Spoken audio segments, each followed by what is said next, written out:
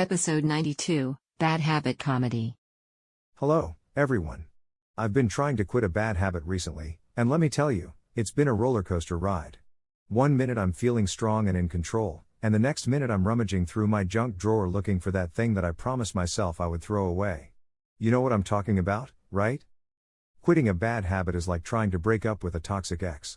You know they're no good for you, but there's something about them that keeps pulling you back in. Maybe it's the rush you get from doing something you know you shouldn't, or maybe it's just the comfort of familiarity. Either way, it's a tough cycle to break. I've tried all kinds of methods to quit my bad habit. I've gone cold turkey, I've tried replacing the habit with something else, and I've even tried hypnosis. But nothing seems to stick.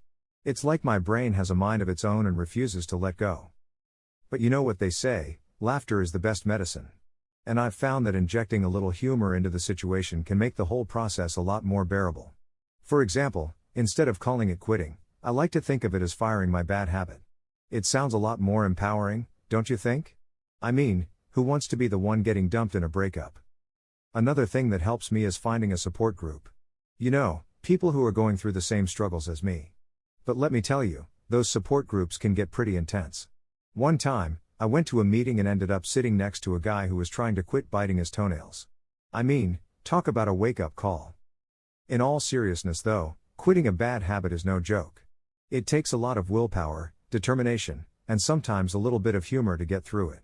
But if we can find a way to laugh at ourselves and our struggles along the way, it can make the whole process a lot less daunting. So here's to firing our bad habits and embracing the journey.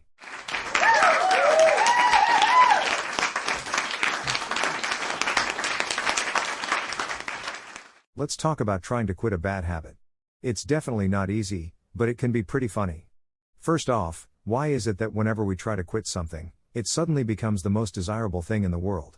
You're trying to give up smoking, but suddenly every TV show, movie, and advertisement is filled with people smoking and looking cool while they do it. It's like the universe is taunting you. And then there's the withdrawal symptoms. They say that when you quit smoking, the first 3 days are the hardest.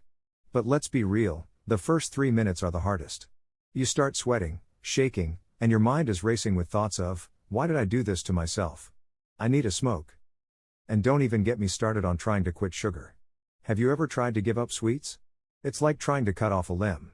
You're walking down the street and suddenly you're hit with the aroma of freshly baked cookies. It's calling your name, and you're powerless to resist. But the funniest thing about trying to quit a bad habit is the lengths we'll go to avoid temptation. We'll avoid certain places, people, and even our own thoughts. We'll tell ourselves that we're strong enough to resist, but deep down we know we're just one moment of weakness away from caving. I remember one time I tried to quit drinking coffee.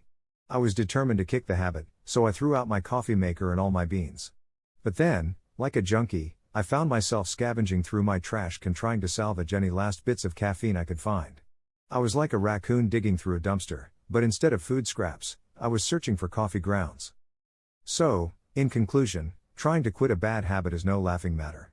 Except, of course, when it is. It's a battle of willpower, and we all know that sometimes our willpower is as strong as a wet noodle. But at the end of the day, the only thing we can do is keep trying, keep fighting, and maybe, just maybe, we'll come out victorious.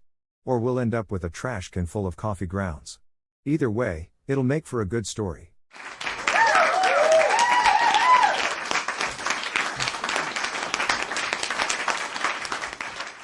Quitting a bad habit is never easy, but there's definitely some humor to be found in the struggle.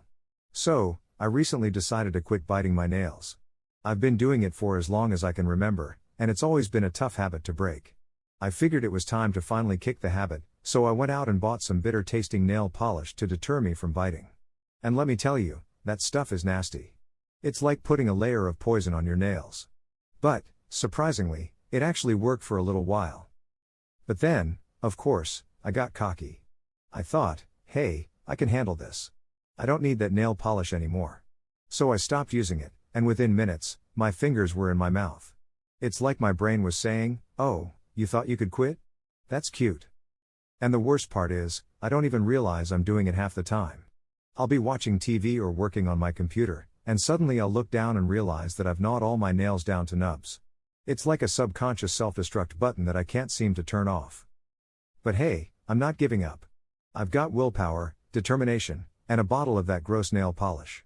And even if I never fully kick the habit, at least I'll have a built-in excuse for why my hands always look like they belong to a nervous 5-year-old.